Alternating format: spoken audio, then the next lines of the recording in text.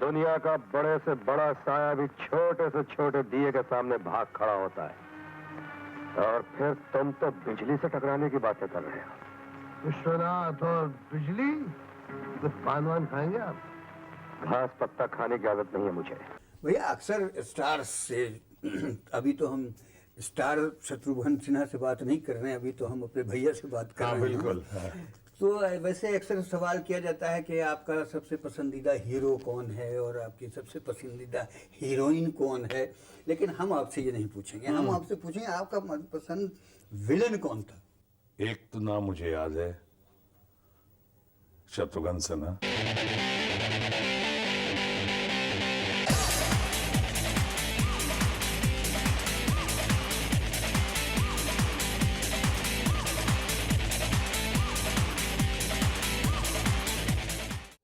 लेकिन खैर जीवन बहुत पसंद थे। हरामी का पिल्ला रेस के घोड़ों का मालिक बन बैठा है। मास्टर एक बात तो माननी ही पड़ेगी कि इस आदमी से बड़ा गैम्बलर सारे देश में नहीं है। चाहे इसे तकदीर कहो, हाथ की सफाई कहो, हम इसके नाखून तक नहीं पहुंच सकते। मेरा ख्याल है जीवन जैसा और कन्हैयालाल जैसा बेजोड़ कलाकार इस सदी में तो खैर नहीं है। अगली सदी में अगर आ जाए तो कहा नहीं जा सकता। जीवन की अपनी छाप थी, अपना तरीका था, अपना अंदाज था। अरे वाह दानी महात्मा, 100 चूहे खा के बिल्ली हज को चली। और कन्हैयालाल, उनको सिर्फ विलन, इन लोगों को कलाकार करना चाहिए, सिर्फ विलन के तौर पर नहीं। प्राण साहब ने की डेडिकेशन और प्राण साहब की जो कमिटमेंट थी वो तो बिरला आज देखने में आता है। प्राण साहब के बारे में सबसे खास बात ये थी, मुझे उनके साथ काम करने का भी कई बार सौभाग्य हासिल हुआ। उनकी सबसे खास बात यह थी कि वो हर रोल को इतने सीनियर और वेटरन हो जाने के बावजूद हर रोल को बिल्कुल वो एक न्यू कमर की तरह ट्रीट करते थे, जैसे कि वो रोल उनकी जिंदगी में पहली बार आया हो। इतना एक्साइटमेंट और इतना प्रिपरेशन, इतनी तैयारी, इतनी चुस्ती, इतनी मुस्तैदी प्राण साहब में, वाकई वो सीखने काबिल। और मैं आज भी बहुत एडमायर करता हूँ और बहुत अप्रिशिएट करता हूँ। बट जीवन साहब के बारे में ये कहा जाता है कि देवानंद साहब ने जीवन साहब की नकल की है कि जीवन साहब देवानंद साहब की नकल करते हैं। ये थोड़ा सा कंफ्यूजन है लोगों का। बहुत बढ़िया, बहुत कमाल थे। बहुत बढ़िया एक्टर। और विदेशों में तो खैर रहे काफी, लेकिन मैं फिलहाल हिंदुस्तान की बात कर रहा हूँ।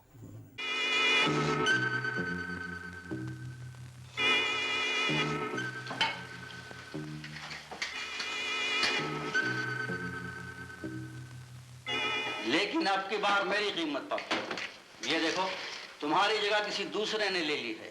अखबारों में तस्वीर छपी थी, नए नए जब ये आए थे तब, और इनका तस्करा हो रहा था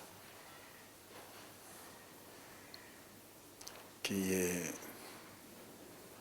वारिद हुए हैं इंडस्ट्री में। तो मैंने कहा लो ये एक और हादसा हो गया। लेकिन शुरू में ऐसी तवक्को नहीं थी कि इतना वजन उठा सकते हैं ये। और वैसे भी काम करते करते पर्सनैलिटी खिली शत्रु की। जी, जान तो हम भी ले सकते हैं। इस गद्दार सेनापति के लिए आपस में लड़ना ठीक नहीं। अगर सेनापति आजाद नहीं किया गया तो लड़ाई होगी। और अगर लड़ाई होगी तो गोलियां चलेंगी। पहली मुलाकात में बिल्कुल मिल घुल गए, बिल्कुल जैसे मुझे बड़ी देर से पहचानते हैं, मुझे पहचानते हैं। और मेरे बारे में अंदाज़ा तो क्या, बड़ी मुकम्मल इन्फॉर्मेशन भी है उनके पास। तो मुझको ये रुख अच्छा लगा, and I liked him instantly. लेकिन तोप दरवाजे तक पहुंचेगी कैसे? किले के बाहर सिपाहियों का सख्त पहरा है।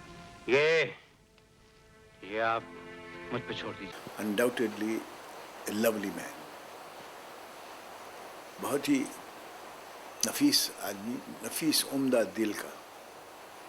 और उसका सिर्फ चेहरा नहीं हंसता है, वो दिल से भी हंसता, उसका दिल भी हंसता है। और मेरे ख्याल से ये बात छोड़िए, आर्टिस्ट तो बहुत आते हैं, लेकिन ये जो एडिशन हुआ है ये एक बड़ी अच्छी शख्सियत का और खुशगवार शख्सियत है शत्रु की, जो उसके काम के साथ चली जाती है और लोग उनको पसंद अगर करते हैं तो काम के अलावा उनकी फितरत और उनकी तबीयत जो है ना वो, और एक उनका सेंस ऑफ ह्यूमर, उस सेंस ऑफ ह्यूमर में भी एक रियलिस्टिक पहलू लगाए रखते हैं वो। अबे अंग्रेज के कुत्ते, जोर से मार मार चूहे मार।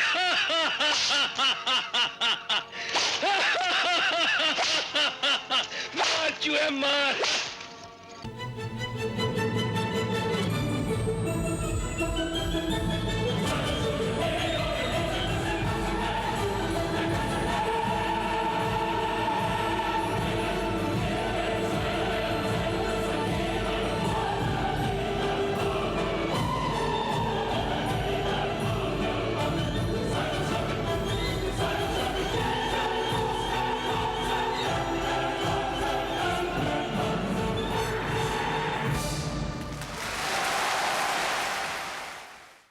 भैया आपका एक नाटक आजकल बहुत धूम मचा रहा है, ये आपको नाटक करने की कैसे सूझी? पति पत्नी और मैं, नहीं इतनी सारी फिल्में की मैंने, लेकिन ये बहुत कम लोगों को पता होगा या बहुत कम लोगों को पता था कि मैंने आज तक जिंदगी में कभी नाटक नहीं किया था।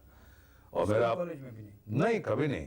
यानी स्कूल कॉलेज में करने की बहुत कोशिश की, लेकिन किसी ने मुझे उस काबिल समझा ही नहीं। अच्छा। मैं यूथ फेस्टिवल में जाने की बड़ी कोशिश की, लेकिन यूथ फेस्टिवल में भी किसी ने भाव ही नहीं दिया मुझे। एक बार पटना रेडियो स्टेशन में एक नाटक हो रहा था, लाइव चल रहा था, और वहाँ मैं गया था नाटक करने। बड़ी मुश्किल से काम मिला, छोटा सा रोल था, मैं स्कूल में बच्चा था, और वहाँ मुझे 5 रुपए मिले थे, मुझे याद है। 5 रुपए मिले थे, लेकिन मुझे कान पकड़ के बाहर निकाल दिया गया था, ये कहते हुए दोबारा मुड़ के पटना रेडियो स्टेशन को देखना मत। वो दिन है, आज का दिन है, पटना रेडियो स्टेशन अंदर देखा नहीं है। और मेरा कसूर क्या था? कसूर ये था कि जहाँ मुझे डायलॉग बोलना चाहिए था वहाँ डायलॉग नहीं बोला, और जहाँ नहीं बोलना चाहिए वहाँ जरूर बोल दिया मैंने। बस यही कसूर था। तो इसलिए पहले कभी नहीं किया। और फिल्म इंस्टीट्यूट ऑफ इंडिया में आने के बाद इतनी सारी फिल्में की मैंने, करीब 250 से ज़्यादा फिल्में की, लेकिन स्टेज नहीं किया था कभी। हालांकि लोग मुझे स्टेज पे बहुत पॉपुलर मानते रहे, जैसा आपने कहा इतनी भीड़ और लाखों की भीड़ जिसका आपने जिक्र किया, लेकिन वो सामाजिक या राजनीतिक प्लेटफॉर्म पर रहा। स्टेज पे कभी थिएटर नहीं किया मैंने। और मेरा अपना मानना है कि किसी भी कलाकार के लिए रंगमंच का माध्यम जो है सबसे सशक्त माध्यम होता है। Stage is the most important platform for any actor. और मैंने कहा कि चलो अपनी कला को मजबूत रखने के लिए और अपनी कला को थोड़ा निखारने के लिए, उभारने के लिए, हमने कहा कुछ भी हो, कल अगर ऐसा वैसा कुछ होता है तो हमें कहीं और हाथ नहीं फैलाना पड़े, किसी और के आगे नहीं झुकना पड़े, बल्कि अपने अंदर जो प्रभु ने जो शक्ति दी है, जो टैलेंट है, अपने टैलेंट पे ही निर्भर करना पड़े। तो उस टैलेंट को चमका के रखो, उस टैलेंट को बढ़ा के रखो, उस टैलेंट को उभार के रखो और उसमें इजाफा करो। और इसलिए मैंने कहा कि स्टेज के जरिए एक नया डिसिप्लिन इसमें जोड़ो, और इसलिए मैं स्टेज पे आया। ये बात कुछ और है कि पहली बार मैं स्टेज पे आया रमेश तलवार के द्वारा निर्देशित पति पत्नी और मैं में, जहाँ मैं का रोल अदा कर रहा हूँ। लेकिन जैसी कामयाबी हासिल हुई और जैसा इसको सराहना मिली कि देश के तमाम बड़े बड़े लोगों ने, कि लाल कृष्ण आडवाणी जी हों, कि श्रीमती सोनिया गांधी हों, कि जॉर्ज फर्नांडिस से लेके सुषमा स्वराज से लेके फारूक अब्दुल्ला से लेके यशवंत सिन्हा से लेके लल्लू यादव से लेके बाबूलाल मरांडी से लेके विलासराव देशमुख, चंद्रबाबू नायडू, एस.एम. कृष्णा, जितने अजीत योगी, जितने लोग, एक बार नहीं कई बार देखा लोगों ने, ना इसे सराहा, भूरी भूरी प्रशंसा की, बल्कि ढेर सारा आशीर्वाद दिया। तमाम बड़े बड़े अखबारों ने, तमाम बड़े बड़े इलेक्ट्रॉनिक मीडिया ने इसको इतनी ज्यादा इंपॉर्टेंस दी कि कुछ हद तक कहूँ तो विनम्रता के साथ ही कह सकता हूँ, अतिशयोक्ति नहीं होगी, कि शायद हिंदी थिएटर में कुछ क्रांतिकारी परिणाम हुआ। क्रांतिकारी एक नए किस्म की क्रांति हुई कि इतनी highly covered, appreciated, critically acclaimed, इतना blessed by all the VVIPs of the country, चाहे उद्योगपति हो, कि पत्रकार बंधुगण हो, कि व्यवसायी हो, कि कॉमन मैन हो, कि राजनीतिक दिग्गज हो, कि ज्योति बासु जी हो, कि सबने बड़े बड़े लोगों ने इसकी, श्रीमती सोनिया गांधी 3 घंटे तक बैठी नहीं बिल्कुल, और इतना उसको अप्रिशिएट किया, बहुत सराहा, बहुत प्रसन्न होकर गई। तो ये बड़ी मैं समझूंगा मेरे लिए बहुत अच्छी बात रही, और कि पहली बार ये, अक्सर तो ऐसा होता है सर मुंडाते ओले पड़ते हैं, लेकिन पहली बार ऐसा कि स्टेज पे आया और मुझे खुद नहीं ये यकीन आ रहा था कि इतनी कामयाबी, चाहे इतनी सराहना होगी, इतनी प्रशंसा होगी, या अखबार भी इतनी तारीफ करेंगे। आपका दिल धड़क रहा था कि नहीं पहली बार जब जा रहे थे? हाँ बिल्कुल, हाँ बिल्कुल, शुरू में धड़क रहा था। इसके शो की ओपनिंग पे पहली बार आए थे आदरणीय आडवाणी जी, और दिल्ली से बॉम्बे आए थे, नेहरू ऑडिटोरियम में इसकी ओपनिंग थी, तो आए थे उसके फर्स्ट शो पे, प्रीमियर शो पे, और सबसे पहले वही आ गए थे। 7:30 का शो था और 7 बजे पहुंच गए थे, और खाली था बिल्कुल हॉल, और मैं वहाँ था 7:20 तक गप कर रहा था। उधर शाहरुख खान आ गए मुझको बधाई देने, और अनिल कपूर भी आ गए।